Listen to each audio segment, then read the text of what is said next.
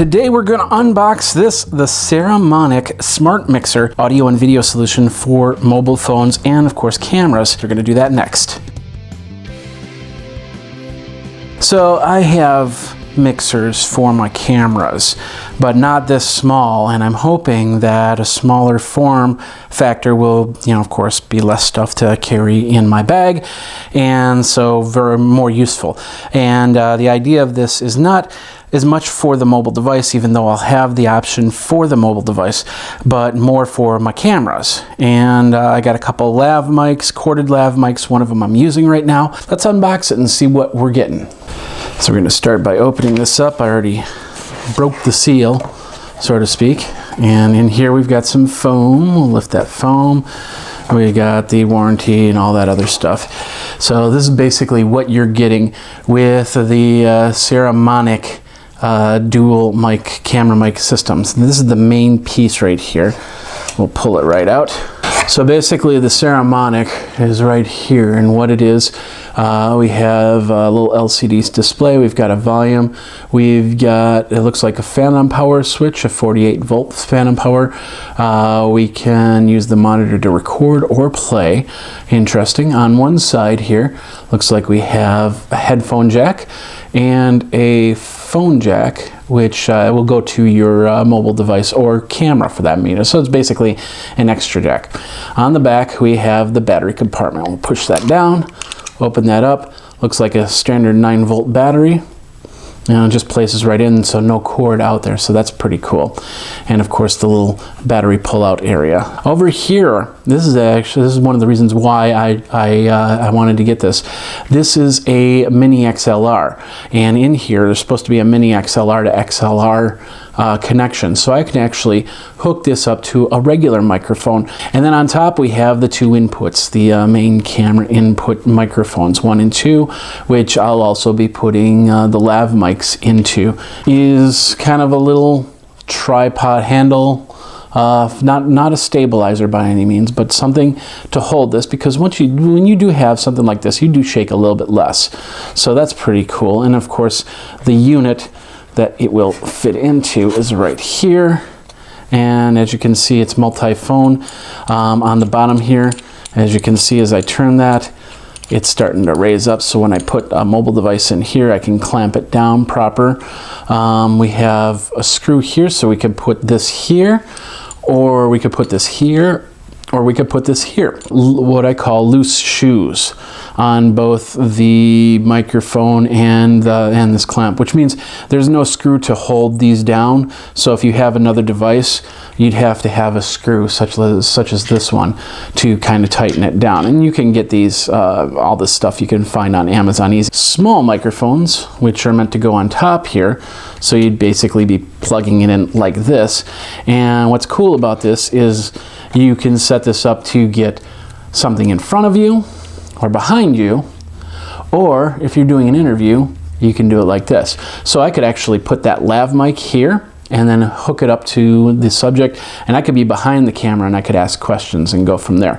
I don't know how it's gonna mix, if it's like, we've got a couple different cables here. Both of them are what are called 3-pole plugs, which means you can basically use them in an iPhone. You can also use them in most recording devices such as this camera, and it will still work proper. And then this is the mini XLR to XLR. So you can hook in a microphone. This is the Saramonic, and we're going to give this a try, hook in a battery and give this a try and see what happens here. This is the Saramonic Smartmixer. This is the sound. I'm doing two different things. I'm using the headphone jack to hook up straight to the camera, but I'm also recording on my smartphone using the BossJock app, which is an app for podcasting. And we're going to see how they sound. Both of these, they don't run left-right. They run, so if you take out one microphone, it's not going to help, it's not going to hurt.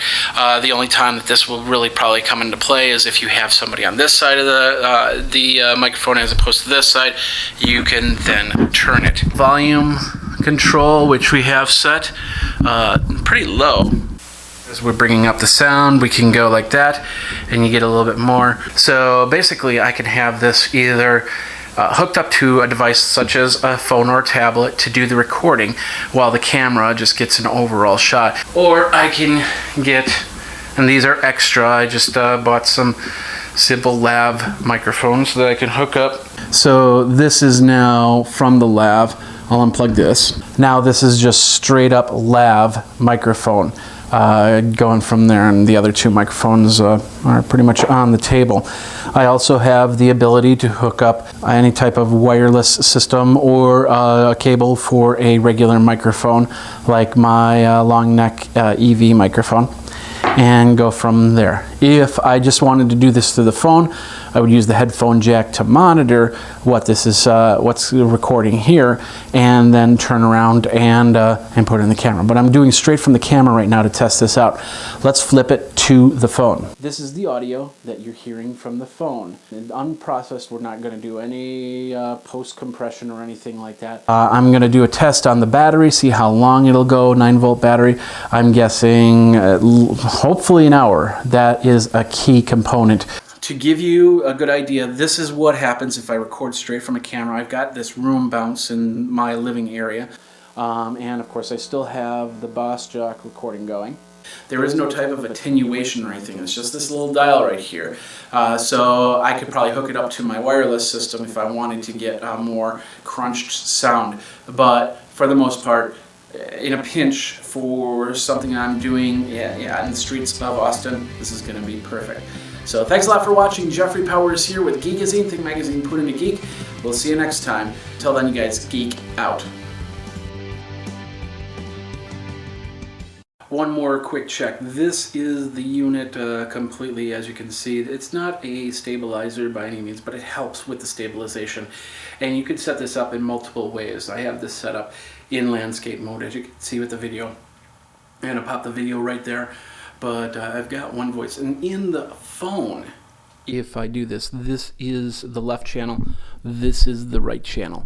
So as you can see, then you can take that and use that for any post-processing.